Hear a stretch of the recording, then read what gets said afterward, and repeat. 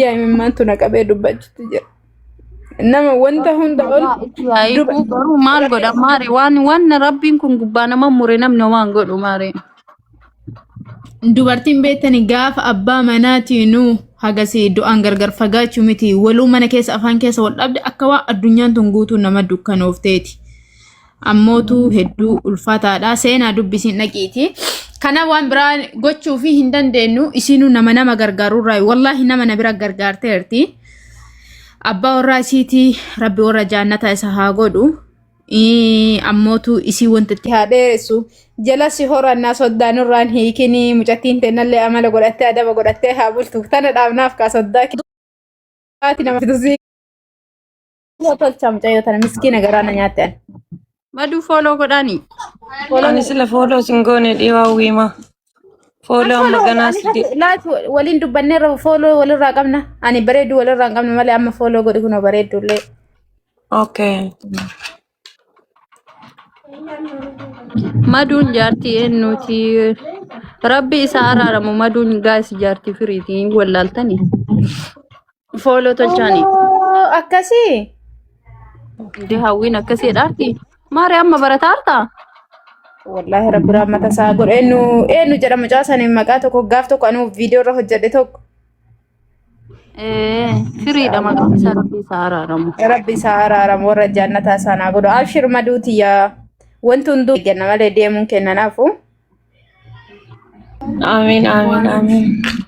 Warri bira jirtan ammootu jajjabeessaa kan hojjetu irratti. Isiinuu goobasii akka dhiiraati wallaahi billahi dubartii akkasiitun baay'ina osoo nu dhaalattee jiruu teennattuu hin canna qabnu maare. Daa'ima takka qabdi gaa'is daa'ima takka qabdi takka dawuudhaa fi kalooftee jirti rabbi nagaa isee haa hiiku. Nagaa isee haa hiiku wallaahi rabbi ulfaataadha wallaahi. Goobaziidha maal godhan rabbi waan addunyaa tanarra waan rabbi nama fiduun beekan maare machaal noonji. Waan nama hundaa aggaxamaati waan akkasii sun beektaa garuu. Wallahi rabbi nagaan haa hiiku silaa nama akkana kana yoo zakaallee baasan waan fedhanis yoo godhan silaa nama san biratti zakaa baasan ture. Wanta biraa gochuu miti waan dalagachuu barbaadan waan gochuu barbaadan nama akkanaa kana biratti gochuu qabdan dirqama wanti akkanaa kun nurraa wal jajjabeessuu haa barannu ofiisiiti biyya nama.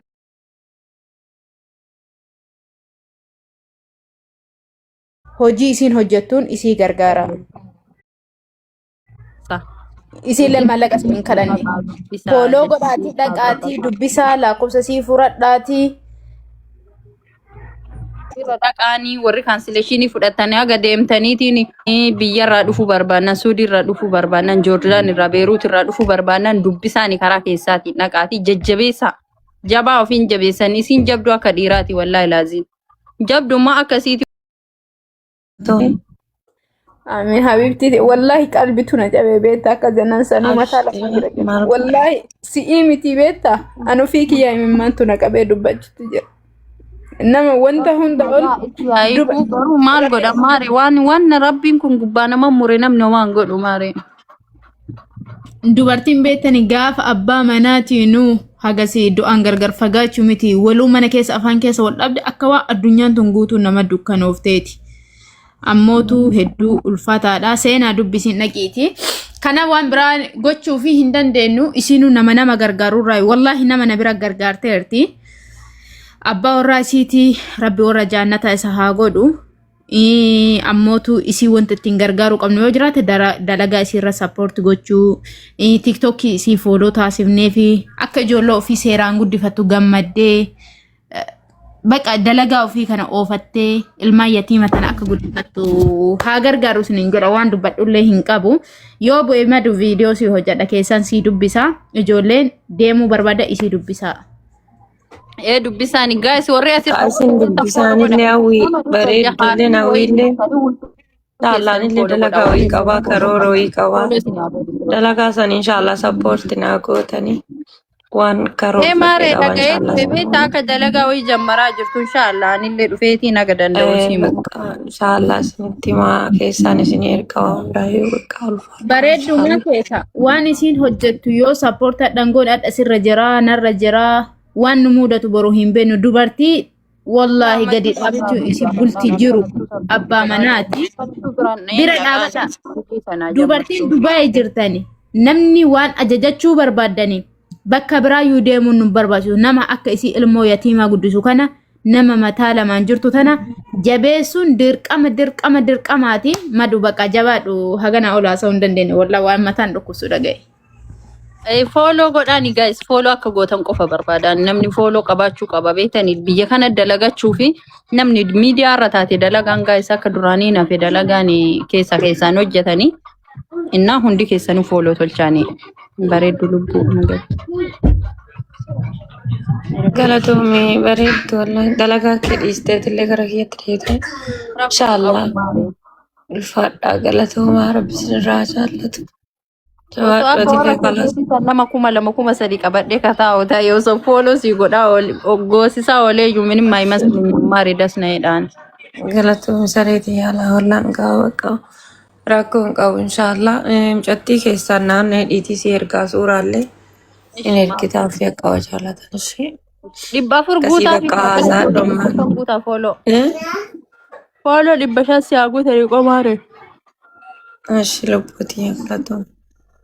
Biyya irraa akka irraa baatee lakkoofsa WhatsApp na ergi keessaan yookiin si ergaa. si erga shi. Gas 500 guutaa fi.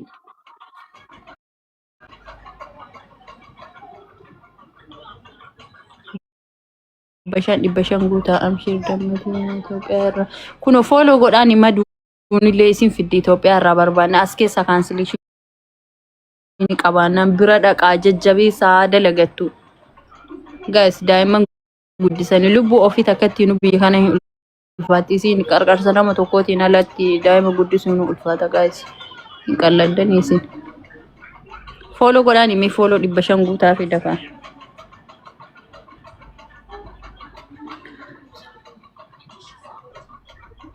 Nagalchime godhi kuna bareedullee.